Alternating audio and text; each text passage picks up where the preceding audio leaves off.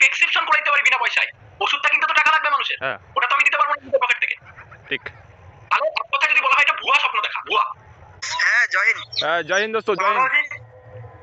আমার একটা কোশ্চিন, আমাদের যারা ভিউয়ার্স ছিল তারা একটা কোশ্চিন আমাকে করেছিল বিগত কমেন্টে, তো বলতে পারি? ওরা কোশ্চিনটা করেছিল এরকম যে মানে মানুষের জীবনে তো একটা কোনো না কিছু করা উচিত, যেমন চাকরি হোক বা কোনো নার্সিং হোক, বা যারা গ্রাম থেকে বিলং করে আমার একটা স্বপ্ন 12 পাস করে একটা নার্সিং করবো, ব্যাঙ্গালুরু যাবো, হায়দ্রাবাদে নার্সিং করবো বা কর্ণাটকে যায়। তো এক্ষেত্রে যারা মোটামুটি 2.5-3 লাখ টাকা খরচ করছে তারা তো অন্য কিছু করতে পারে। অনেকে বলে যে আমি নার্সিং করবো দাদা, নার্সিং করে আমি সমাজের উন্নতি করবো, দুই চারটে মানুষকে হেল্প করবো, ফ্রিতে চিকিৎসা করাবো। এরকম মাইন্ডসেট নিয়ে অনেক ছেলে মেয়ে থাকে বা জীবনে আরও কিছু করতে চায়। অনেকে ভাবে যে আমি একটা আইপিএস অফিসার বা তোমার যদি কোনো একটা কনস্টেবল পুলিশের চাকরি পাই, বা যে এসআইগুলো হয় থানার, বলে আমি যখন চাকরি পাই তাহলে আমি এই এলাকার উন্নতি করে দেবো, রাস্তাঘাট উন্নতি, ডেভেলপমেন্ট, এত কিছু। তো এগুলো কতটা সত্যি কতটা মিথ্যা, কতটা গুরুত্বপূর্ণ মানুষের জীবনে জানাটা দরকার, সঠিক তথ্য, সেটা আমি তোমার কাছে জানতে চাই। ভালো, তার মানে খুব ভালো করেছো। অ্যাকচুয়ালি এটাকে বলা হচ্ছে কি বলবো, মানে নিজেকে চেনার মতন একটা বিষয়। খালি এই কোশ্চেনটা করা মানে মানুষকে দেখো না, নিজেকেও চেনার একটা বিষয় আছে। কোশ্চেনটা খুবই সুন্দর। অ্যাকচুয়ালি কি সত্যি বাই বাই, টাটা। মানুষ যে এতগুলো কিছু চিন্তা ভাবনা করছে সত্যি কি হয়? আর যদিও হয় তাহলে কতজনের মধ্যে করে? 100% এর মধ্যে 100%ই কি করে? আমি তো বলবো না, একদমই না। এটাকে বলা হয় নিজেকে ধোঁকা দেওয়া, নিজেকে ঘুষ দেওয়া।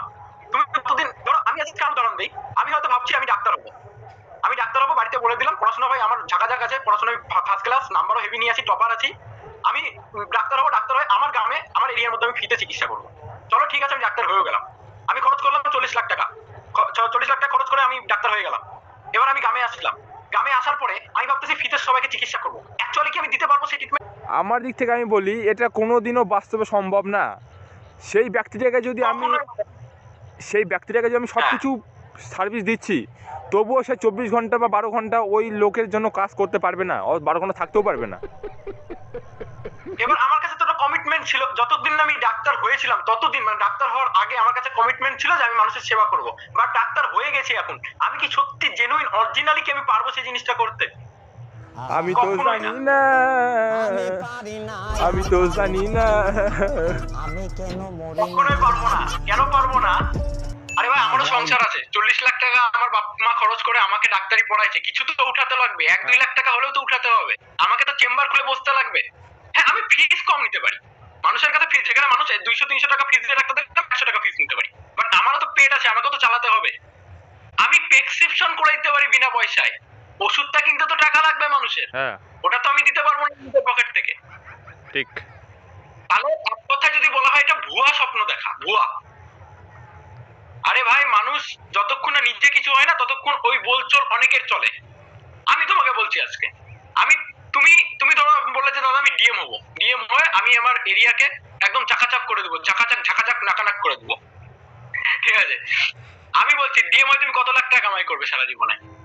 1 কোটি, 5 কোটি, 2 কোটি, 5 কোটি করুক, 5 কোটি, 5 কোটি, ঠিক আছে। ডিএম হয়ে তুমি 5 কোটি কামাই করলে দেশের করে সেবা করে, মানে তোমার বেতন হিসাবে আমি যেটা ধরলাম, আমি তো তোমাকে 10 কোটি দিচ্ছি, তোমাকে ডিএম হতে লাগবে না, তুমি এবার সেবা করো না।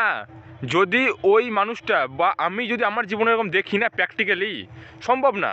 যদিও 8 ঘন্টা ডিউটি করে, মানে ওই উন্নতি করার জন্য, সে করতে পারবে না, 12 ঘন্টা দিলেও করতে পারবে না। কেন কি দেখো, ওটা তো আমার লাইফটা যাওয়ার জন্য ওটা ওয়ে, একটা রাস্তা, বলে না একটা রাস্তা থাকে যেখানে বাস ধরে আমাকে যেতে লাগবে, বাস না হলে ওই জায়গাটা যাওয়া যাবে না, সেই রকম ওই বাসটা হচ্ছে আমার কাছে স্বপ্ন। যতদিন আমি কিছু না হয়েছি মনে মনে ওইটা চিন্তা ভাবনা করে রাখতে পারি, মানুষকে বলতে পারি, বন্ধু বান্ধবকে বলতে পারি, আরে ভাই আমাকে একবার হতে দে না এটা, তারপরে দেখবি এই জায়গাটা যা এখান থেকে এখানে নিয়ে চলে যাব, এটা কি আছে, এটা বালুরঘাট আছে তো, একে আমি দুবাই বানাই দিব, খালি একবার ডিএম হতে দে আমাকে। না, কথা ঠিক বল।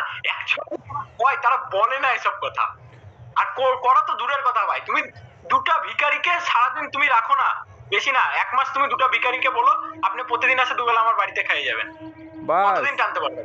আরে ওখানে থাকতে লাগবে না, ওর বাড়ির যে বউ থাকবে না, এরকম দিবে, এরকম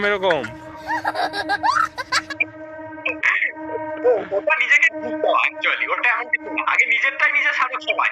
আর যে করার সে কখনো বলবে না, সে করে যাবে, চুপচাপ করে যাবে, তাকে বলতে হয় না। হ্যাঁ, না থাকে, এমনটা বলছি না থাকে না, হয়।